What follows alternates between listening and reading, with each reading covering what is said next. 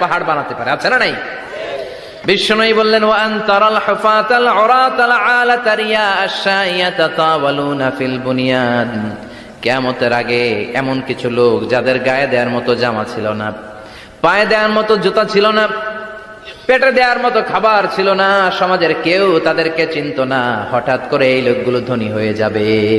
তার মানে আছে যার বেশি চায় তত বেশি। চিৎকার করে বলেন ঠিক কিনা? এজন্য আল্লাহ বললেন, আলহাকুমুত তাকাসুরু হাত্তা যুরতুমুল মাকাবির। দুনিয়ার লোভ তোমাদেরকে আখিরাত থেকে গাফেল বানিয়ে দিয়েছে। দুনিয়ার লোভ লালসার মধ্যে পড়ে আখিরাতকে বেমালুম তোমরা ভুলে গিয়েছো। এই গাফলতি কোনোদিন কমবে না যতদিন না তোমরা কবরে ঢুকো, ঠিক কিনা? সম্পদ উপার্জনে ইসলাম বাধা দেয় না, কিন্তু সম্পদ হৃদয়ে স্থান দেয়া যাবে না। সম্পদ উপার্জন করতে হবে, খরচ করে ফেলতে হবে। বেশি সম্পদশালী হতে হলে আল্লাহর সন্তুষ্টির জন্য যাকাত দিতে হবে। কে দিতে হবে? দে যাকাত, দে যাকাত, তোর দিল খুলবে পরে, আগে খোলো খাত। দে যাকাত, দে যাকাত, তোরা দে রে যাকাত, ঠিক কিনা? দিল পরে খুলবে, আগে হাত খোলেন। হাত খুললে দেখবেন দিলটারে খুলে দিয়েছে কে? সাইয়েদনা মুসা আলাইহিস সালামের জামানায় ওনার চাচাতো ভাই ছিল মিশরের সবচাইতে বড় ধনী, যাকাত দেয় নাই। তার কি করুণ পরিণতি হয়েছে কোরআনে আছে না নাই? এত সম্পদ ছিল, তার সম্পদগুলো সে সিন্ধুকে আটকে রাখতো। আর এই সিন্ধুকের চাবিগুলো আলগানোর জন্য, কাঁধে নেওয়ার জন্য 10 জন লোক লাগতো। সিন্ধুক কাঁধে নেওয়ার জন্য, সিন্ধুকের চাবি, চাবির গোছা কাঁধে নেওয়ার জন্য কয়জন? তাহলে কি পরিমাণ সম্পদ ছিল? সাইয়েদনা মুসা বললেন, সম্পদের মালিক তুই হস নাই, আল্লাহ বানাইছে।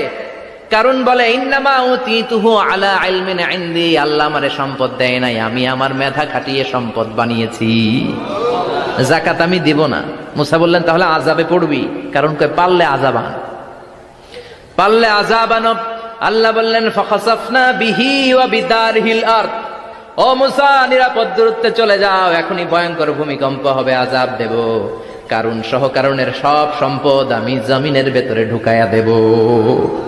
আমি নিজে কারণের বাড়ি দেখে এসেছি। মিশরের রাজধানী কায়রো থেকে প্রায় 150 কিলো দূর একটা জেলা আছে, ফায়ুম জেলা। ওইখানে কারুনকে আল্লাহ তার সব সম্পত্তি সহ মাটিতে দাবিয়ে দিয়েছেন। দাবাতে দাবাতে হাঁটু পর্যন্ত যখন কারুন জামিনে দেবে যায়, ভাবছে উঠে যাবে। কোমর পর্যন্ত যখন মাটির মধ্যে দেবে যায়, ভাবছে উঠতে পারবে। গলা পর্যন্ত যখন দেবে যায়, হাত তুলা কয়, আমি ঈমান আনলাম। ও মুসা, সব সম্পদ তোর আর তোর আল্লাহর লইয়া যা, খালি আমারে বাঁচা, আমারে। সব গাদ্দারদের একই পরিণতি। ফেরাউনরেও যখন আল্লাহ লোহিত সাগরে পানি খাওয়াতে খাওয়াতে পেটটা এত বড়, হাত তুলা কয়, আনা